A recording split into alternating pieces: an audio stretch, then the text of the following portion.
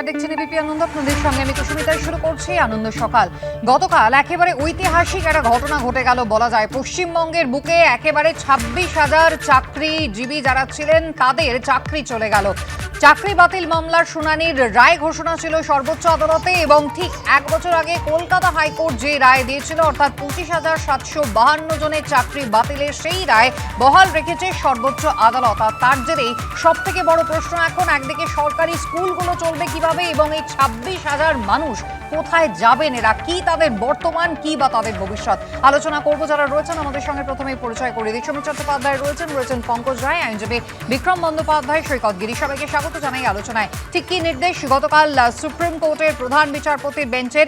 বৃহত্তর পরিসরে জালিয়াতি হয়েছে, আর সেটা ধামাচাপা দিতে গিয়ে অপূরণীয়ভাবে কলুষিত করা হয়েছে গোটা নিয়োগ প্রক্রিয়াকে। হাইকোর্টের রায় বহাল রেখে এসএসসি 2016 সালের পুরো প্যানেল বাতিল করে একথাই জানালো সর্বোচ্চ আদালতের প্রধান বিচারপতির বেঞ্চ। কলকাতা হাইকোর্টের বিচারপতি দেবাংশু বসাক এবং বিচারপতি শাব্বার রশিদের ডিভিশন বেঞ্চের রায় বহাল রেখে পুরো প্যানেলই বাতিলের নির্দেশ দিল সুপ্রিম কোর্টের প্রধান বিচারপতি সঞ্জীব খান্না ও বিচারপতি সঞ্জয় কুমারের বেঞ্চ। ফলে শিক্ষক ও অশিক্ষক কর্মী মিলিয়ে চাকরি খোয়ালেন 25,752 জন। অযোগ্যদের দুর্নীতির মাসুল গুনতে হলো যোগ্যদেরও। সুপ্রিম কোর্টের প্রধান বিচারপতি এদিন বলেছেন, এখানে পুরো বাছাই প্রক্রিয়াটি কলঙ্কিত এবং সমাধানের বাইরে। বৃহত্তর পরিসরে জালিয়াতি হয়েছে, তা ধামাচাপা দেওয়ার চেষ্টা করার ফলে বাছাই প্রক্রিয়াটি অপূরণীয়ভাবে কলুষিত হয়েছে। নির্বাচন প্রক্রিয়ার বৈধতা এবং বিশ্বাসযোগ্যতা ক্ষুণ্ণ হয়েছে। প্রধান বিচারপতি এও বলেছেন, আমরা হাইকোর্টের নির্দেশের কিছু পরিবর্তন করেছি, কিন্তু হাইকোর্টের নির্দেশে হস্তক্ষেপ করার মতো কোনো কারণ খুঁজে পাইনি। পাশাপাশি সুপ্রিম কোর্ট নির্দেশ দিয়েছে, যারা অযোগ্য হিসেবে চিহ্নিত বা দাগি তাদের চাকরি বাতিলের সঙ্গে বেতনও ফেরত দিতে হবে। যাদের চিহ্নিত করা যায়নি তাদের বেতন ফেরত দেওয়ার প্রয়োজন নেই। রায়ের কপির 47 নম্বর পরিচ্ছেদে বলা হয়েছে, যারা আগে রাজ্যের বিভিন্ন সরকারি বা স্বশাসিত সংস্থায় কাজ করতেন তাদের আগের সংস্থায় চাকরি চালিয়ে যাওয়ার জন্য আবেদনের অধিকার থাকবে। তাদের আবেদনপত্র 3 মাসের মধ্যে খতিয়ে দেখতে হবে নিয়োগকারী সরকারি বা বেসরকারি সংস্থাগুলিকে। ওই সব প্রার্থীদের আগের পদে কাজ শুরু করার অনুমতি দিতে হবে।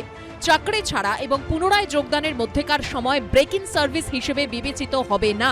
চাকরিতে তাদের সিনিয়রিটি ও অন্যান্য প্রাপ্য অটুট থাকবে এবং তারা বেতন বৃদ্ধির জন্যও বিবেচিত হবেন।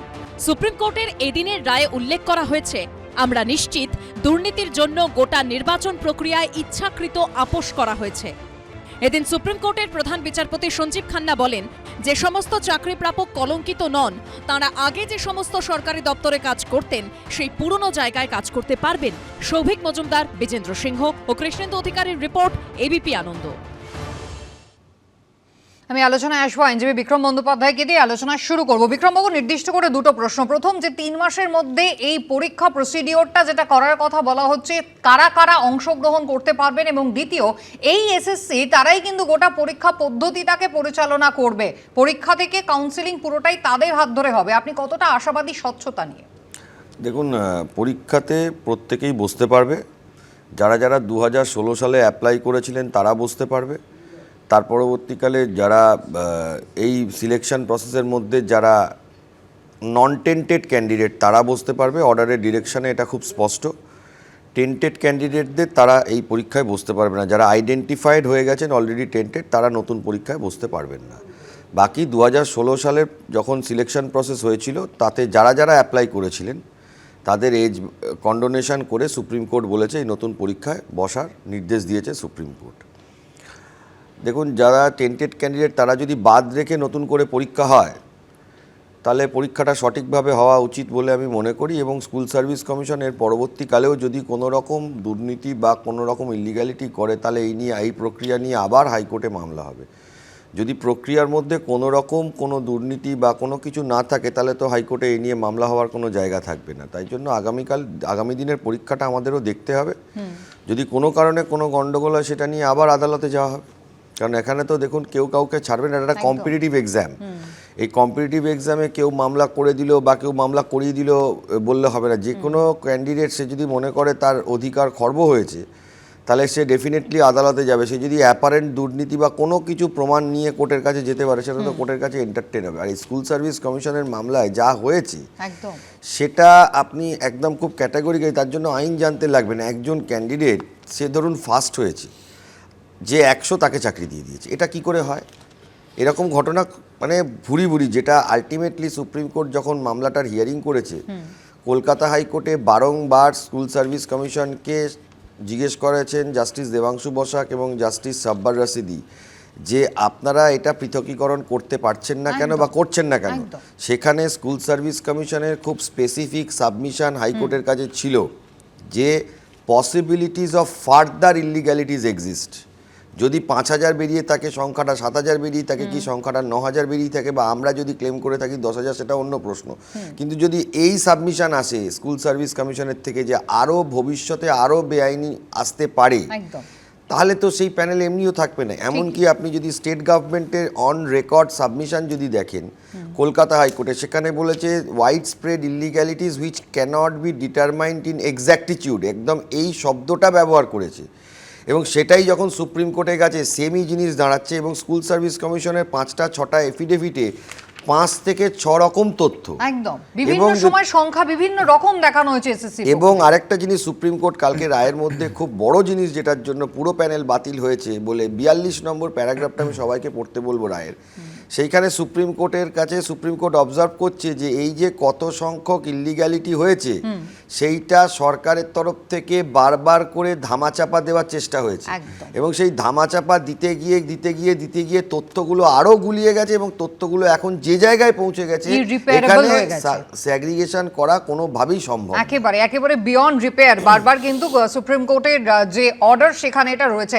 আমি আইনজীবী শ্রমিক বাগচির কাছে এই জায়গায় আসবো। শ্রমিক, একেবারে চাল আর কাঁকড় যে ফাইনালি আলাদা করা গেল না এবং তার বলি হয়ে গেলেন এই 26,000 মানুষজন, সেটা গতকাল গোটা রাজ্যের মানুষ দেখেছেন। কিন্তু এখানেই আমার প্রশ্ন যে রাজ্য সরকার, মমতা বন্দ্যোপাধ্যায় তিনি স্পষ্টই বলছেন যে এসএসসি একটা স্বশাসিত একটা অটোনোমাস বডি, তার উপরে তার কাজে তারা কোনো হস্তক্ষেপ করবেন না। রাজ্য সরকার একটা ব্যাপারে নিশ্চিত যে এখানে দুর্নীতি হয়েছে, সেই কারণেই সুপার নিউমারারি পোস্টের কথা তারা ভাবনা চিন্তা করেছেন মন্ত্রিসভায়। সেখানে এসএসসি নামক যে অটোনোমাস সংস্থা, তারা একটা দুর্নীতি করেছে যেখানে প্রাক্তন শিক্ষামন্ত্রী তিনি জেলে রয়েছেন। সবটা জানা সত্ত্বেও 1 বছরটা কি যথেষ্ট সময় নয় এটা কারেকশন করবার জন্য, চাল থেকে কাঁকড় আলাদা করার জন্য? কেন এসএসসি কে চাপ দিল না রাজ্য সরকার? একদমই এর মূল কারণটা হচ্ছে যে রাজ্য সরকার জানতো যে যদি বেশি এটাকে নিয়ে মানে যেভাবে অ্যাসেসমেন্ট হয়েছে, হাইকোর্টে যেভাবে উঠে এসেছে, পরবর্তীকালে সুপ্রিম কোর্টে এই রায়ের পরে যেভাবে দেখা গেছে, রাজ্য সরকার চাইলে অনেক কিছু করতে পারতো। কোর্ট কিন্তু বারবার তাদের কাছে চেয়েছে। আপনি যদি এই রায়ে দেখেন, এর আগেও যদি আপনি ওই কলকাতা হাইকোর্টের রায়টা দেখেন, সেখানেও বারবার চাওয়া হয়েছে।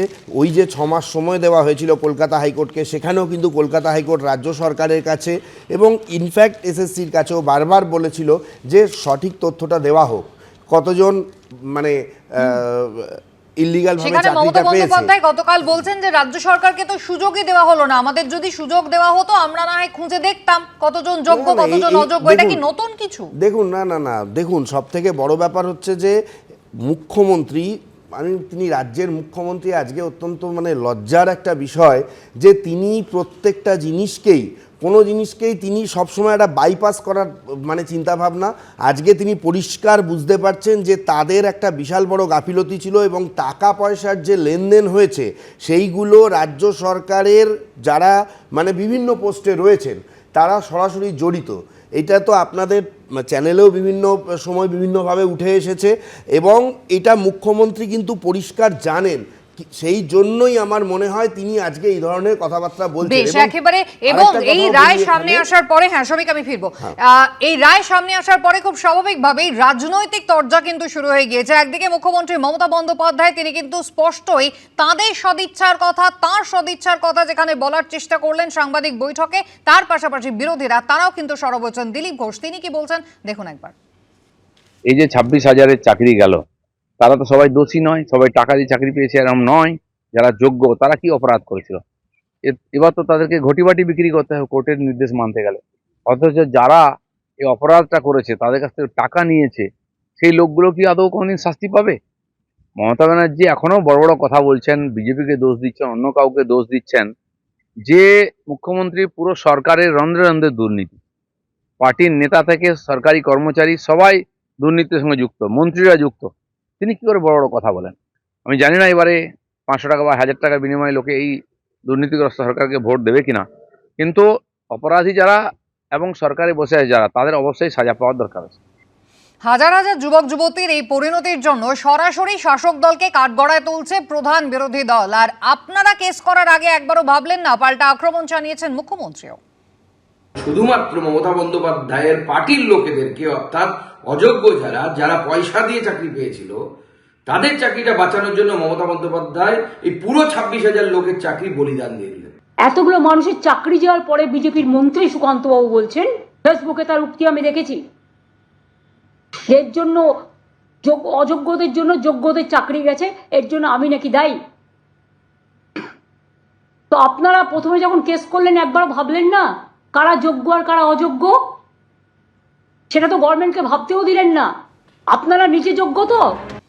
আমি পঙ্কজ রায়ের কাছে এই জায়গায় আসবো। অধ্যাপক পঙ্কজ বাবু, একেবারে আজকের সকালটাই 26,000 যারা মানুষ রয়েছেন তাদের কিভাবে কাটছে আমি জানি না। গতকালের এই রায় শোনার পরে আদৌ তারা রাতে ঘুমিয়েছেন কিনা বা বাস্তবে সেটা সম্ভব কিনা, যদিও মমতা বন্দ্যোপাধ্যায় ডিপ্রেশনে যেতে বারবার বারণ করছেন। কিন্তু দেখুন, এ রাজ্যের ক্ষেত্রে বৃহত্তর ষড়যন্ত্রই বলুন, তথ্য প্রমাণ লোপাটি বলুন, আর তথ্য প্রমাণ ধামাচাপা দেওয়ার অভিযোগই বলুন, কোনোটাই কিন্তু নতুন নয়। কিন্তু প্রত্যেকটা ঘটনার ক্ষেত্রে আমরা জানি কোর্ট মনিটর সিবিআই বা ইডি তদন্তের কথা। তাহলে সেখানে সিবিআই এর ভূমিকা নিয়েও কি প্রশ্ন উঠবে না? রাজ্য সরকারের দোষ আছে, এসএসসির দোষ আছে, সব মানলাম, কিন্তু সিবিআই না। বিষয়টা হচ্ছে পুরো প্রক্রিয়াটার মধ্যে আমার মনে হয় একটা কথা বলা যেতে পারে এক লাইনে, যে সততার কাছে সত্য পরাজিত।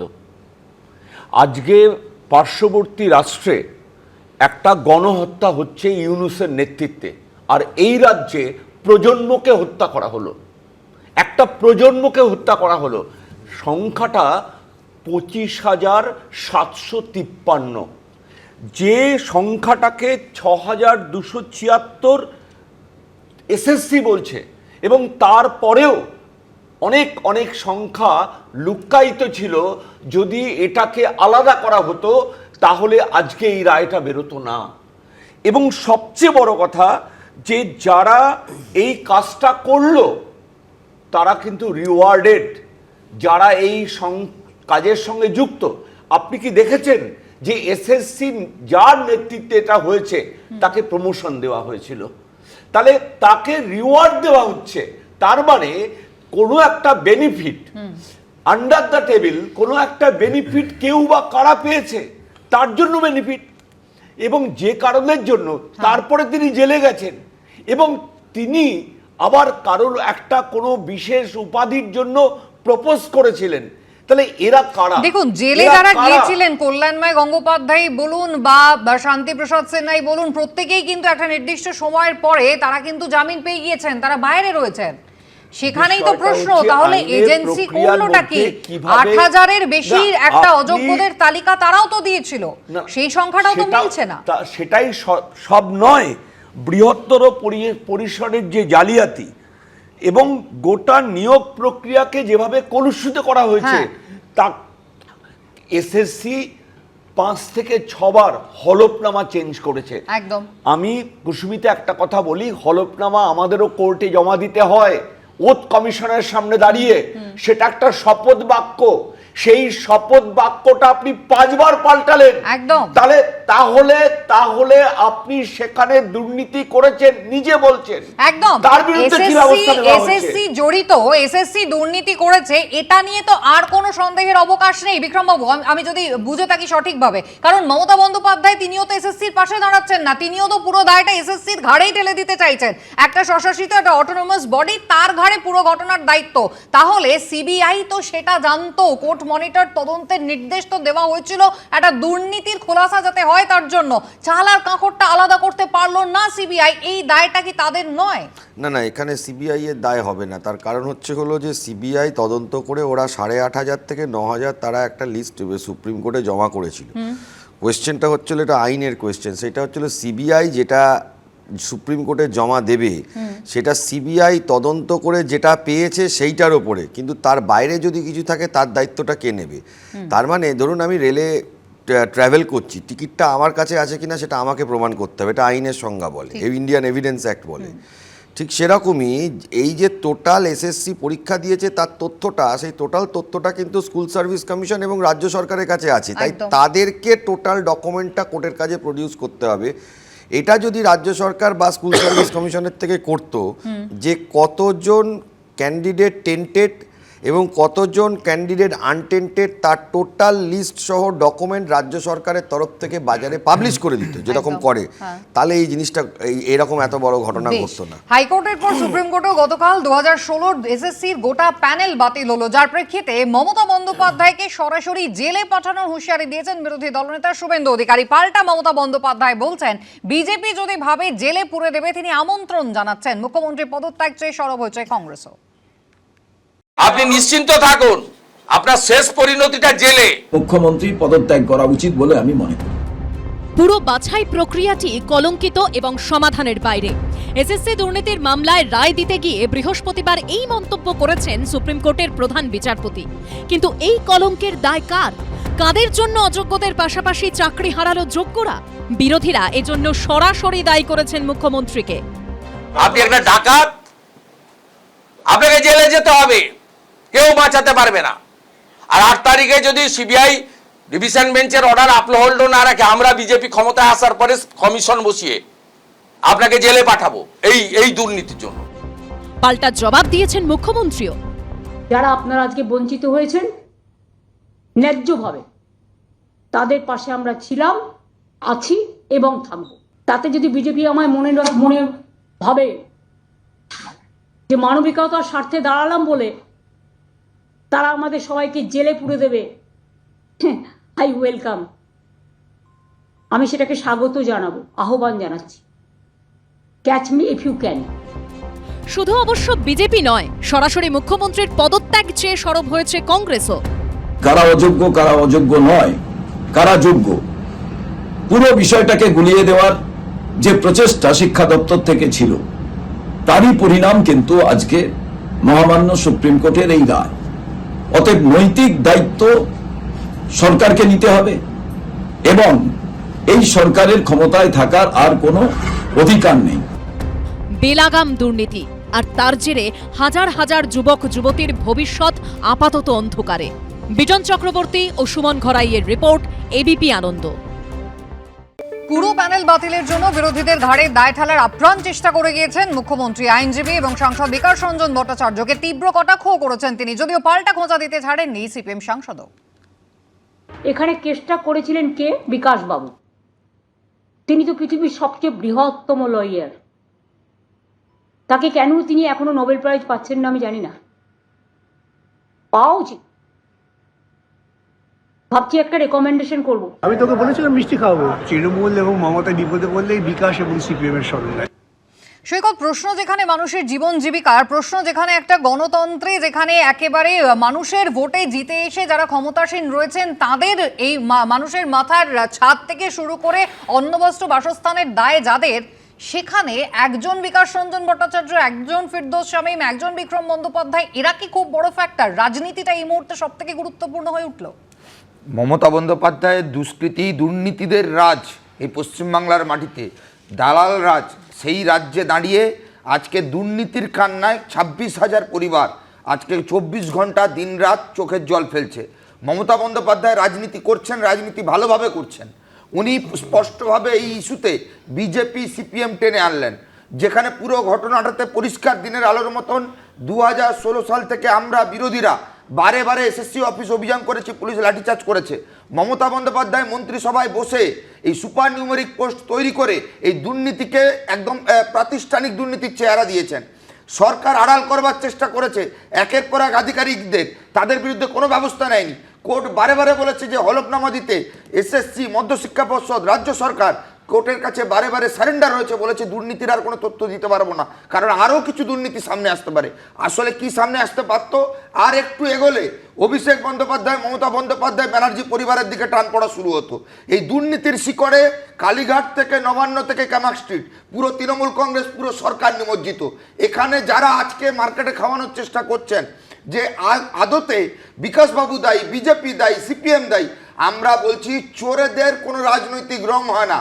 মমতা বন্দ্যোপাধ্যায়, শুভেন্দু অধিকারী 2016 সালে হাতে হাত মিলিয়ে এই এসএসসির চাকরি বিক্রি করেছে, তার কাটমানি খেয়েছে, তার ভাগ খেয়েছে। শুধু একা পারতো, একটাই পোস্ট, বাকি সব ল্যাম্প পোস্ট। মমতা বন্দ্যোপাধ্যায় সবটা জানতেন।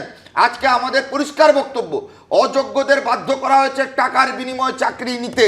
তাই অযোগ্যদের বলবো, যাদেরকে টাকা দিয়েছেন তাদেরকে ছাড়বেন না, আর যারা যোগ্য, যাদের আজকে তৃণমূলের পাপের ফল ভুগতে হচ্ছে, মমতা বন্দ্যোপাধ্যায় চুরির ফল ভুগতে হচ্ছে, তাদের কাছে আমরা আবেদন করব, এই মমতা বন্দ্যোপাধ্যায় সরকার যতদিন না যাবে ততদিন এই রাজ্যের যোগ্যদের, মেধাদের কোনো মূল্যই সরকার দেবে না। এরা মেধাকে পণ্যের মতন সকালবেলা আলু জিগা পটলের মতন বাজারে বিক্রি করেছে।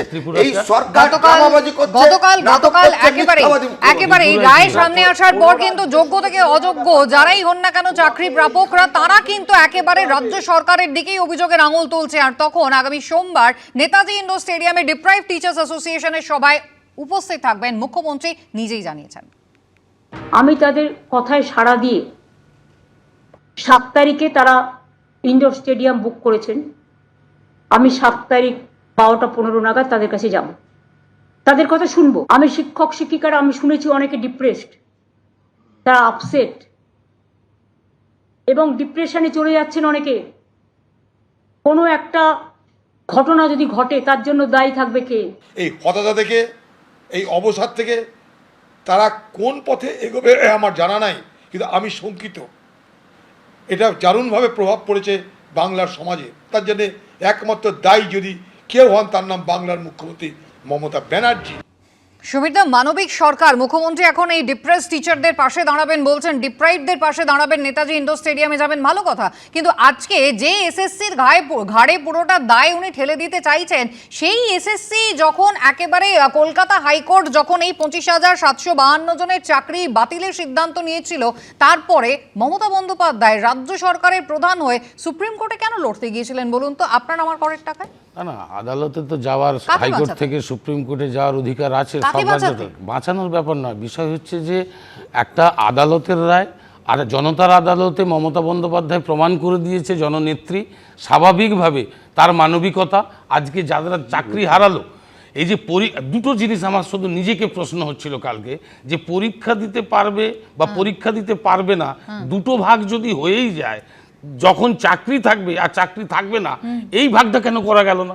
যারা থাকবে না সেই চাকরিটা যদি 6,276 জনে, তাদের যদি চাকরি না থাকে, তাহলে আজকে যারা চাকরির যোগ্য, সেই যোগ্যটার কি করে আজকে মাসুল দিতে হচ্ছে? আমি একটা ছোট্ট বিরতি নেব, কারণ এটা বিস্তারিত আলোচনার একটা পরিসর ইতিমধ্যেই তৈরি হয়েছে। কারণ কিভাবে এই ভাগ সমীর বাবু করবেন সেটাও জানার প্রয়োজন। ফিরছি, সঙ্গে থাকবেন।